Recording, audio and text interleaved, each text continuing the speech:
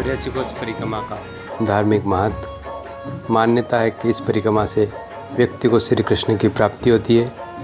ब्रज की समस्त लीलाओं और उन स्थानों का दर्शन आपको होता है जहाँ प्रभु ने लीला की है और उसका पुण्य फल आपको प्राप्त होता है। कई भक्त इसे जन्म जन्मांतर के पापों से मुक्ति मानने वाली यात्रा मानते हैं। 84 संख्या का आध्यात्मिक अर्थ है। हिंदू मान्यता के अनुसार जीव 84 लाख योनि में भटकता है। 84 कोस परिक्रमा प्रतीकात्मक रूप से उस जन्म मरण के चक्र से मुक्ति और भगवान की शरण प्राप्ति का मार्ग माना जाता है। पर जब अधिक मास में यह परिक्रमा बड़े स्वरूप में की जाती है, लाखों भक्त इस परिक्रमा को करते हैं। अधिक मास पुरुषोत्तम मास ब्रजमंडल की 84 कोस परिक्रमा महत्व कई गुना बढ़ जाता है। वैष्णव परंपरा में माना जाता है कि इस महीने में भगवान श्री कृष्ण और विष्णु की भक्ति का विशेष फल मिलता है। इसलिए ब्रज यात्रा और परिक्रमा अत्यंत पुण्य लाभ देने वाली होती है। मान्यता है कि इस समय की गई परिक्रमा सामान्य दिनों की तुलना में अधिक पुण्य प्राप्त कराने वाली होती है। श्री कृष्ण की लीला स्थली ब्रज में भक्ति, दान, जप और संत सेवा का विशेष फल बताया गया है। कई संत अखाड़े इस परिक्रमा को सामूहिक रूप से करते हैं। धार्मिक मान्यता के अनुसार पुराणों में अधिक मास को पुरुषोत्तम मास कहा गया है। इस मास में तीर्थ यात्रा, ब्रज परिक्रमा, हरि नाम कीर्तन अत्यंत शुभ माना गया है। ब्रज 84 कोस की इस परिक्रमा में आप हरियाणा, राजस्थान और उत्तर प्रदेश की सीमाओं में प्रवेश करते हैं। भक्त लोगों भी सभी के लिए व्यवस्था करते हैं। घर के बाहर आसन लगाते हैं, कूलर पंखे चलाकर यात्री को विश्राम की व्यवस्था करते हैं। भोजन, भंडारे और दान पुण्य का यह क्रम पूरी ब्रज 84 कोस परिक्रमा में आपको मिलता है। तो आइए बताते हैं ब्रज 84 कोस परिक्रमा मार्ग के गांव और उनके किलोमीटर। परिक्रमा आप कहीं से भी प्रारंभ कर सकते हैं। जहां से आप परिक्रमा शुरू करें उसी स्थान पर आपको आना है। यही परिक्रमा है।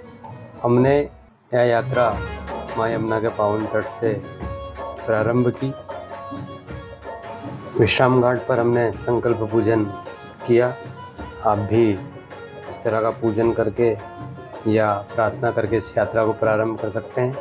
यहाँ से 3 किलोमीटर चलकर जय गुरुदेव आश्रम हम पहुँचे। वहाँ से 4 kilometre Mohanpur, तारसी तालवन 3 kilometre, नवीपुरा उदरवन 5 kilometre, Lalpur 2, नागलभुरिया 3, पाली अड्डा 2 किलोमीटर, कोठी 2 किलोमीटर, शोभा 1, ओडम 2, सोख 2, बजगांव 3, काथोरा 6, सवाईखेड़ा 3, नागला दादू 3, बहज राजस्थान 2, डीग लक्ष्मण मंदिर 6 किलोमीटर, दिदवाली 3, टाकोली 3, तासुरिया का नागला 3, खो कर्म का नागला 1, अलीपुर 3, आदि बद्री 4 धाम 2 किलोमीटर। यही वह चारों धाम है जहाँ आपको दर्शन होते हैं। ये आदि बद्रीनाथ का अति पावन दर्शन आप कर रहे हैं। बद्रीनाथ धाम के दर्शन कीजिए। यहाँ भी रुकने की व्यवस्था है। यहाँ रुकिए, नीचे कुंड है, यहाँ स्नान कीजिए और यहाँ से थोड़ा आगे चलकर आपको जय यमुनोत्री, गंगोत्री वहाँ दर्शन कीजिए। मनसा देवी मंदिर है, वहाँ दर्शन कीजिए।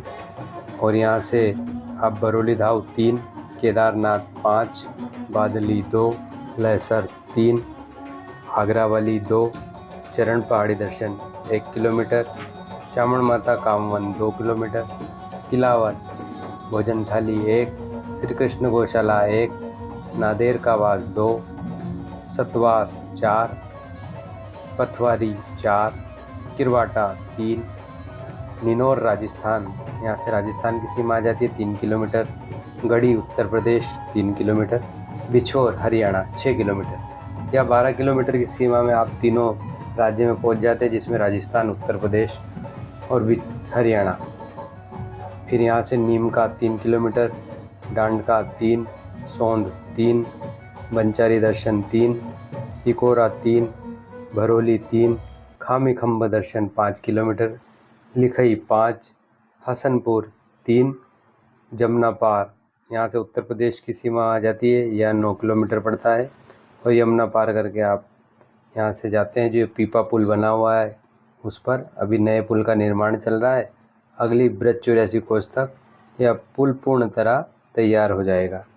अब यमुना पार करने के बाद मानगढ़ी Mankamneshwar 2, भामरोली 2, Bhootgarhi 6, Bajna Bihari Darshan 1 kilometre, Parsoli 3 kilometre, Salka 2 kilometre, Barot 2 kilometre, Pithora 3 kilometre, Mirpur 2, Sultanpur 3 kilometre, Surari Kasb 2, Hindoli 8 kilometre, Hasilgarh 3, Umdara 3, Jeevanlal 3, Hardayal 2, Badrika 3, Paprela 3, Kasra Dave 2, Sakungarh 2, Sardargarh 3 kilometre, Thana 4, राया कस्बा 2 किलोमीटर, सियारा 2, हवेली 3, कारवा 3, मनवांछा देवी 3 किलोमीटर। इस तरह यह यात्रा करके आप पहुँचेंगे आगे।